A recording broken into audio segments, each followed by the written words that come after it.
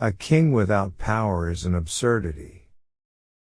It is only when the people become ignorant and corrupt, when they degenerate into a populace, that they are incapable of exercising their sovereignty. The best form of government is that which is most likely to prevent the greatest sum of evil. A little flattery will support a man through great fatigue. National honor is the national property of the highest value. The public lands are a public stock, which ought to be disposed of to the best advantage for the nation. It is the knowledge that all men have weaknesses and that many have vices that makes government necessary. Never did a government commence under auspices so favorable, nor ever was success so complete.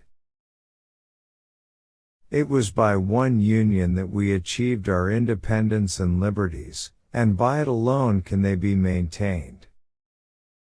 Preparation for war is a constant stimulus to suspicion and ill will.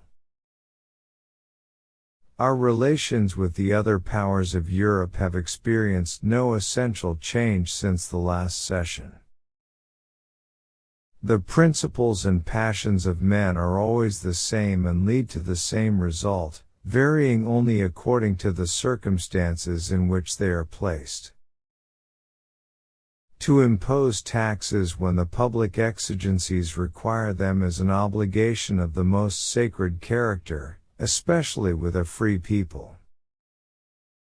At no period of our political existence had we so much cause to felicitate ourselves at the prosperous and happy condition of our country.